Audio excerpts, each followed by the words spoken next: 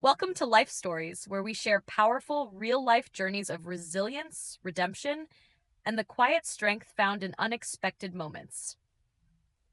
In today's story, we follow Matt Granger, a loyal systems analyst who gave 17 years of his life to a company that let him go without warning.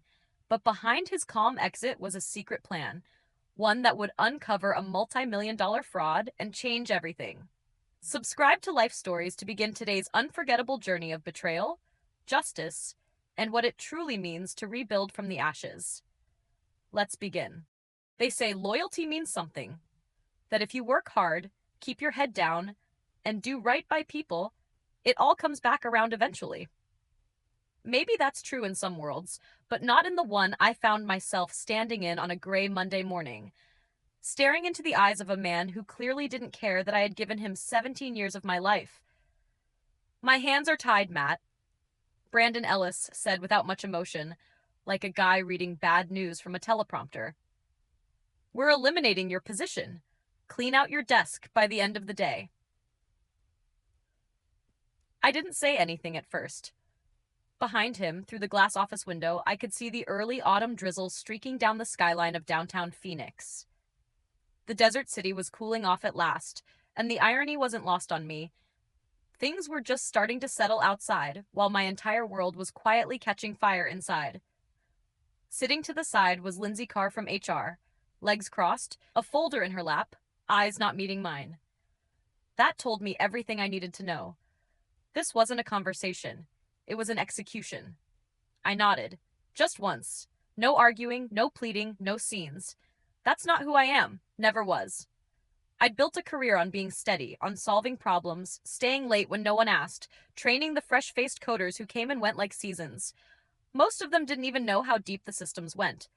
But I did. I'd built them. Back at my desk, people tried not to look. The whispers had already begun. News travels faster than logic in offices. Some of them had trained under me. Others had come to me when they accidentally deleted client databases or locked themselves out of admin portals.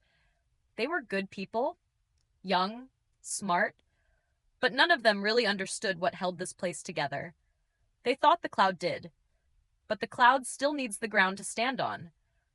I took my time packing, not out of spite, just because each item in that cubicle meant something. The ceramic mug my son made me when he was a freshman in high school, the tiny cactus that somehow survived fluorescent lighting and neglect. A family photo from a trip to Zion when we still had matching jackets. Those things had been my anchors.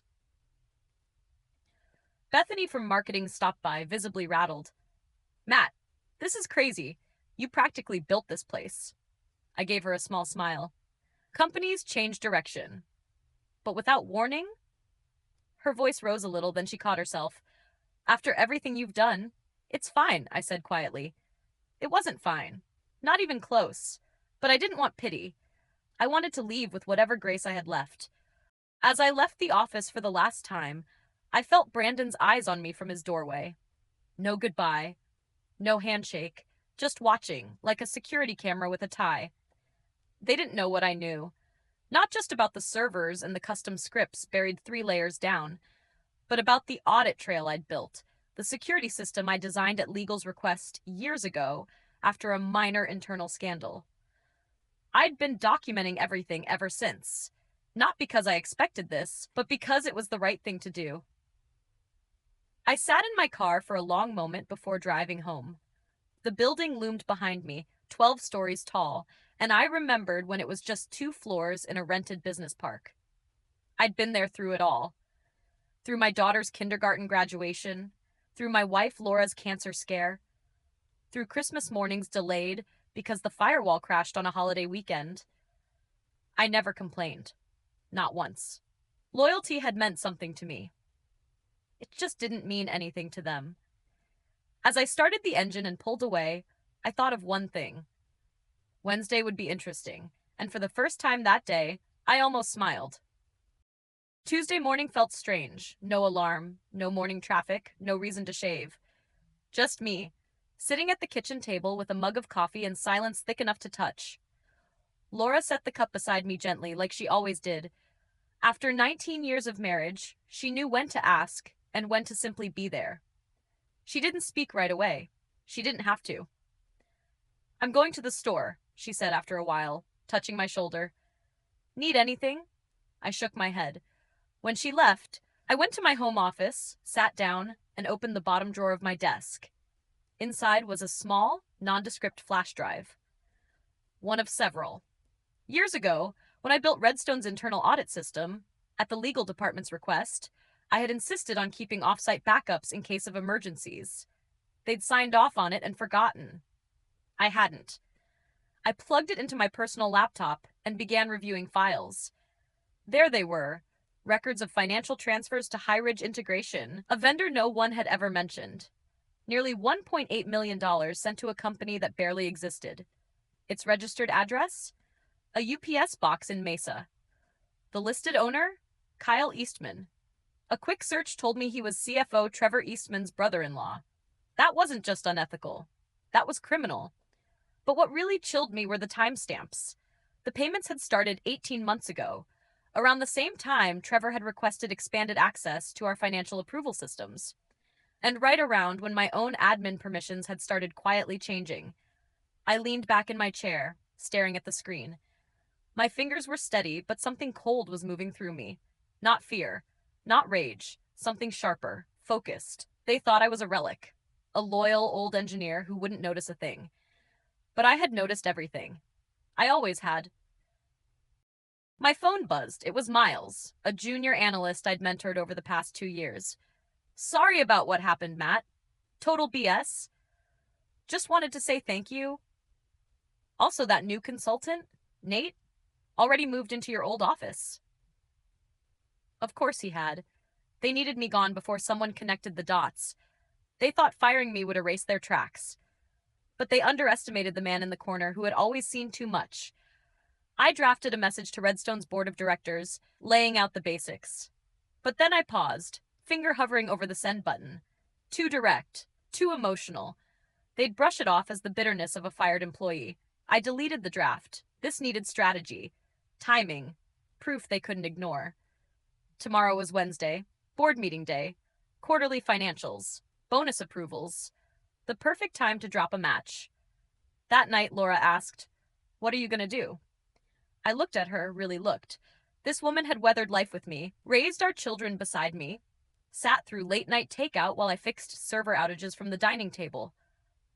"I'm going to do what I've always done," I said softly. "Fix the system." Wednesday morning, I parked across the street from Redstone Technologies, the building I had given half my life to. People streamed through the revolving doors, coffee in hand, unaware that something was about to crack open beneath their feet. In the passenger seat of my car was my laptop, logged into a ghost email account I'd created years ago for system testing, one that looked internal but wasn't tracked in the company's directory. At exactly 9:15 a.m., Sud, I hit send. Subject line urgent. Financial irregularities. Immediate review required. The body contained a brief, credible overview of the High Ridge payments. I left out the family connection on purpose. If Brandon and Trevor were involved, they'd panic. If they weren't, they'd scramble to investigate, and either way, I'd learn something. By 9:45, my phone rang. Brandon's name lit up the screen. I let it go to voicemail. 10 minutes later, another email pinged from HR. "Cease all contact with Redstone staff. Legal action may follow." I smiled. Classic move. Isolate, threaten, dismiss. But they didn't know I'd never signed a separation agreement. They were grasping now, trying to play a game I'd already finished. That afternoon, I met Alan Drake, the board member I trusted, in a quiet park a few miles out. I handed him a sealed envelope containing everything: payment records, shell company registrations, email threads, and access logs. He looked at me across the bench. "What do you want, Matt?" "Nothing," I said. "Not money, not my job, just truth." Thursday morning, while I sat on my porch drinking coffee, the full report reached the entire board via scheduled email. By 9:32 a.m., I received a one-word text from Miles. Police. Redstone headquarters was swarming. Trevor and Brandon were being questioned. Nate, the consultant, looked sick. The house of cards had collapsed. At 2 p.m., Alan called. It's a bloodbath. Trevor confessed. Brandon's denying everything. Nate's saying he was just a consultant, but no one's buying it.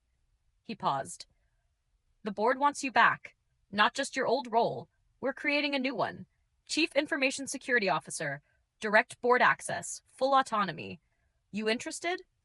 I'd thought about that possibility. Still, hearing it said out loud made something stir deep inside me. Pride? Closure? I wasn't sure. I'll consider it, I told him. That evening, I sat with Laura and told her everything. She didn't interrupt, just listened, like she always did. What do you want to do? She asked. I didn't answer right away. The fight was over. The people who discarded me were facing justice. But returning, could I walk back into a place that once threw me away? I need time, I finally said. On Monday, I did return, wearing a suit I hadn't needed in years. The security guard looked up, startled. Welcome back, Mr. Rizovlin Granger, he said with respect I'd never heard before. As I stepped into the elevator bound for the executive floor, I realized this wasn't about revenge anymore. It was about rebuilding the bridge they had set on fire. Only this time, I was the one holding the blueprint. 6 months later, I sat in my new corner office overlooking the Phoenix skyline.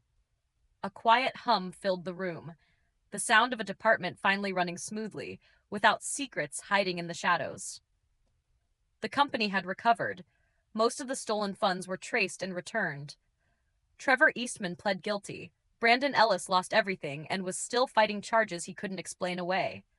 Nate Fowler was back on U.S. soil, facing federal investigation. Redstone Technologies survived, but only because someone chose not to burn it to the ground.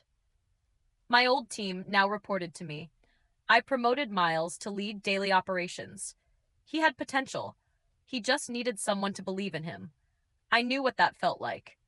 One afternoon, Laura knocked gently on my door.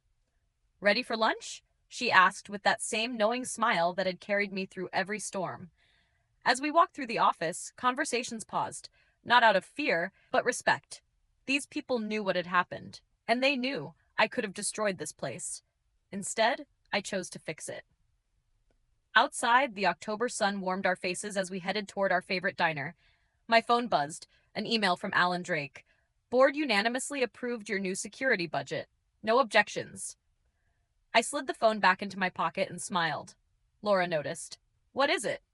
Nothing, I said. Just thinking about bridges. Some collapse under the weight of greed. Others, if built right, end up stronger than before. Thank you for listening to this story. If it moved you, inspired you, or simply made you think, don't forget to subscribe to Life Stories for more true-to-life tales of resilience, redemption, and the quiet strength that lives in all of us. See you in the next story.